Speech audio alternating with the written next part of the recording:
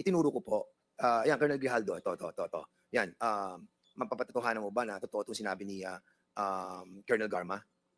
Sabi niya, hindi ho, wala ho. Right away. Actually, parang hindi pa nga niya nababasa, parang humihindi na po siya. So, nilipat ko sa kabila. Sabi ko, itong mga ibang nandito, yan, hindi po yan kasi andun po ako sa Davao noong 2000, wala pa ho ako dyan during that time.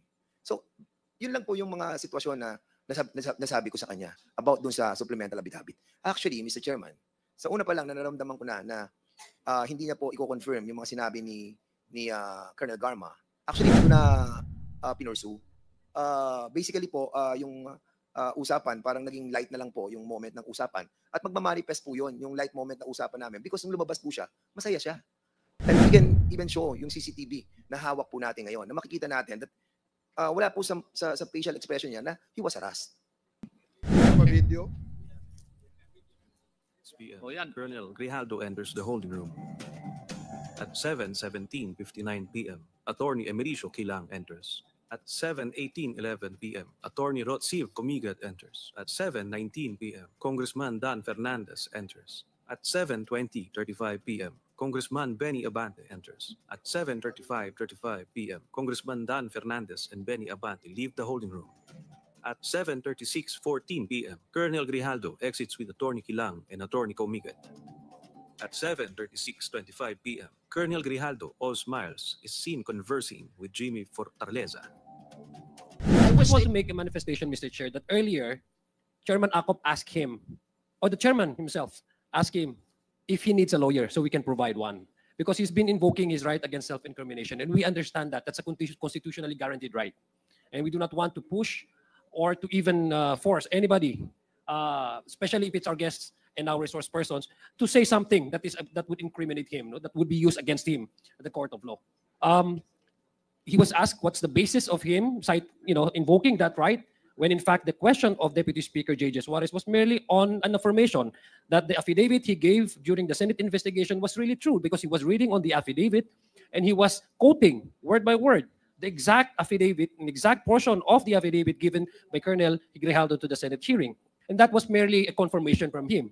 In fact, when he answered and replied to DS.J.J. Suarez earlier, his response is very much in conflict with the answer in itself. No? Sabi niya, I would stand by my affirmation, I confirm my affidavit, which DS.J.J. was reading, and yet he says he invoked his right against self-incrimination. So he confirmed it, and yet he did not want to confirm it at the same time. So it's a conflict, no? Mismo sa sagot niya.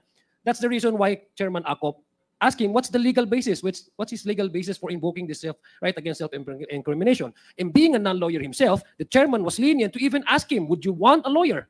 We can provide you. Ang sabi po niya, hindi na niya kailangan. I just want to make this manifestation so that this cannot be twisted online. Because I'm sure there are ready trolls, paid trolls, who will twist this scenario here. Ang gagamitin naman nila sa atin ay ginagangap natin ang ating mga resource person. We have given him all the legal course in order to protect him and ask him kung kailangan niya ng legal advice. And he admittedly responded na hindi. Having said that, Mr. Chair, I have one quick question that I'd like to ask Attorney Conti. Mr. Chair, if I may be allowed. Okay. Yeah, thank you. Attorney Conti, have you been in courts, no? I'm seeing may litigation, no? And you also present evidences. Minsan yung mga testimonies, yung mga affidavits, minsan in the manner of text message or mga video clips, no? Tama po ba? Yes, Your Honor. Video clips, text messages Yes. are considered as electronic evidence. Yes, okay. Earlier, you watched the video clip kanina when Congressman, the Chairman Dan Fernandez and Chairman Benny Abante entered the room where Colonel Grijaldo was already inside, no? Nakita nyo naman po, no? Yung video kanina. Yes. And after a few minutes, they exited the same room. Tama po ba? Yes, Your Honor, I saw that. As a lawyer, based on your experiences in trial courts, no? Assuming that this is an evidence, and I presume this is an evidence, Mr. Chair, to prove that the two gentlemen here were telling us the truth and nothing but the truth, as opposed to the affidavit of Colonel Grijaldo. In your professional experience, having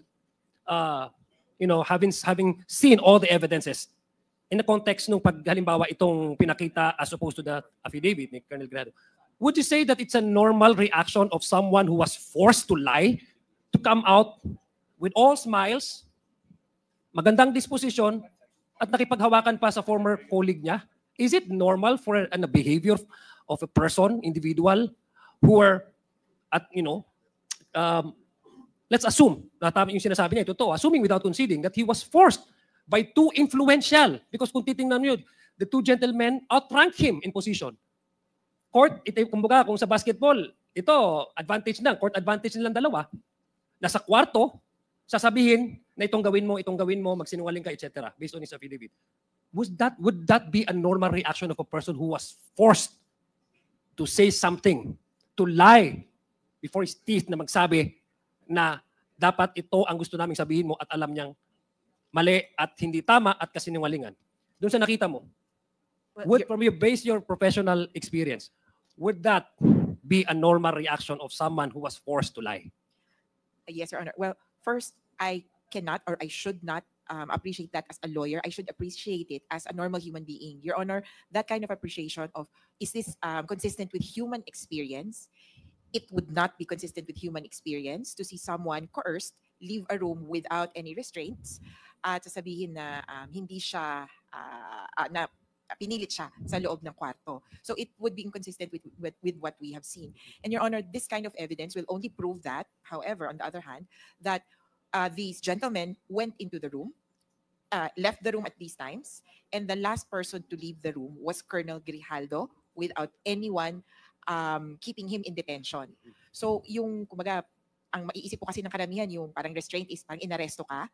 His freedom to leave the room without any pressure or even without the presence of the two others. I think the two lawyers were still inside the room. We did not see that in the video. It would say that Colonel Grijaldo was not under arrest. To an extent, as a human being, I would say he was not under duress.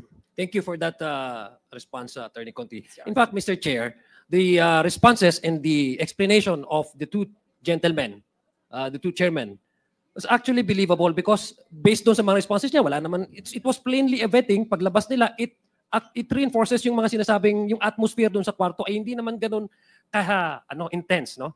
Kasi nung lumabas sila, hindi naman for few minutes, so parang ordinary day lang. As opposed to Colonel Grijaldo, who was, I suspect, parang masyado siyang, sabi niya, may reflection pa nga eh, nag-quote pa nga siya ng Biblia.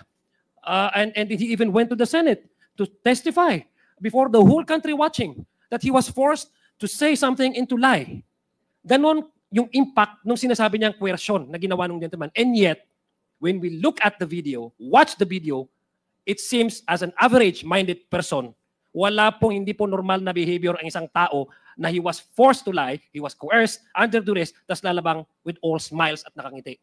Sir Chair. Yun lang. I'd like just to make that manifestation because again, I don't want to impress upon the public because there's an attempt, really, by this research person na i-twist itong nangyayari sa atin tapos may mga patrols na naman na ready to debunk all the truthfulness of whatever we have gathered here in this committee hearing. Tapos ito-twist nila that we are ganging up on him, Mr. Chair. Well, if I may just comment on that manifestation. Yes, correct. We expect that there will be trolls again prying on this particular hearing. This resource person has this penchant for playing victim. No, yun ang ano niya, yung laging biktima siya eh. But ang katotohanan, ang video ay hindi po nagsisinungaling. No? Kung ikaw ay talagang may paninindigan at gusto mong tayuan ang sinabi mong katotohanan, eh hindi ganyan ang iyong demeanor. So that is my observation, Your Honors. In fact, darating ang panahon na mag-iisip ka rin eh.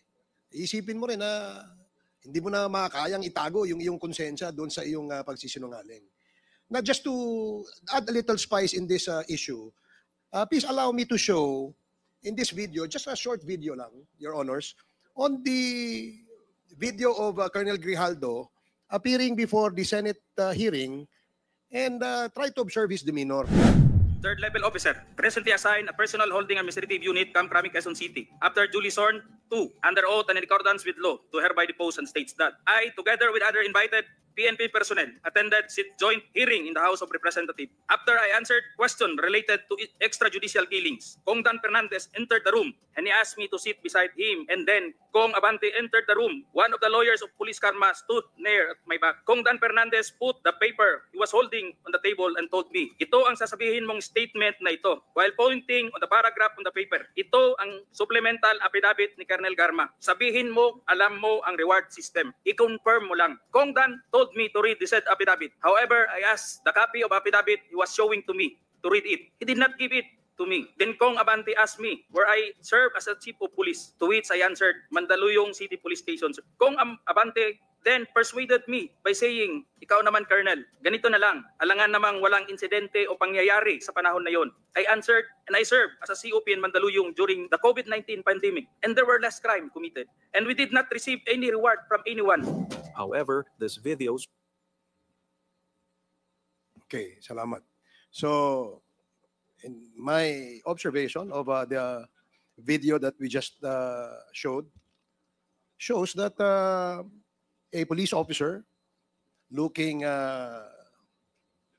like a debonair in his uniform, with his rank, lying to his teeth. Yun ang aking observation dun eh. And he delivered the statement with full of bragadasyo, so to speak. So parang ngayon parang nawala yung asim nung pagbibigay mo ng statement dun sa Senado, Colonel. Then you keep on invoking your right against self-incrimination, which is a manifestation of hiding from the truth. Yun lang ang aking gustong idagdag dun sa manifestation.